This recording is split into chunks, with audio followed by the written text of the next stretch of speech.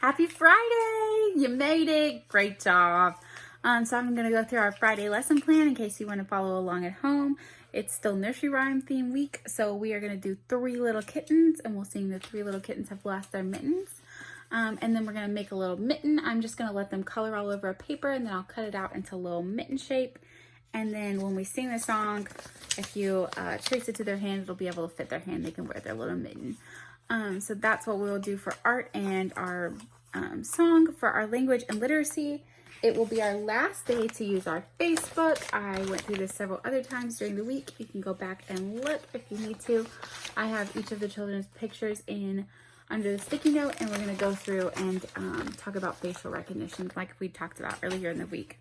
So for their social emotional scale, it's going to be one-on-one songs, which is easier if you're at home, but in the classroom, we don't often get a lot of time to see if they're actually able to fill in the part of the song. So you're going to sing part of the song, and then you're going to give them the opportunity to fill in the missing word or phrase or something. So if I say, 3 little kittens have lost their, and then I want them to say mittens to see if they can anticipate what's coming next and see if they're keeping up with me verbally. So that is their social emotional skill, just to be able to spend a little bit more time with them, singing their favorite songs and filling in those songs. Their physical motor this week is a little different. It is fine motor and pulling and pinching. So the curriculum suggested to get a box, put holes in the box, put things inside and have them pull them through. But I think it will be easier if we find something like that already has a hole in it.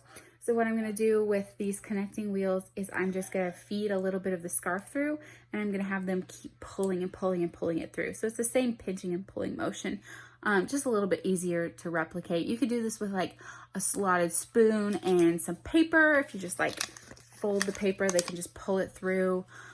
Or if you have like a toy with a hole in it, to just pull like a soft cloth. You just want like a little bit of resistance and then that pinching and pulling motion. Because again, like we talked about earlier in the week, it's that small fine motor finger strength that helps them to be able to write later. So that will be their physical skill of the day. Their math skill is going to be counting in twos and pairs. So this can be a little bit challenging for children because they don't always understand the pairing of things. But in my classroom, my children are very smart, and sometimes I will just go ahead and ask them, well, how many do you want? If I'm passing out more lunch or something, and I say, okay, who wants another chicken nugget? They say me. I say, how many do you want? And they picked up pretty quickly that if they say 2, they get more than when they don't say anything, and then I just give them, 1 or something.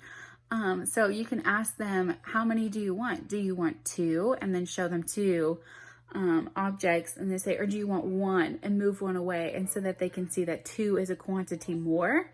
And then once they kind of understand that basic skill, you can add on and say, do you want 2 or do you want 4? And show them that there's 4, there's 2 and 2, and then 2, 1 and 2. And so it's just showing them like a quantity increasing. So that will be their math skill of the day and their approaches for learning. Great job this week. See you next week.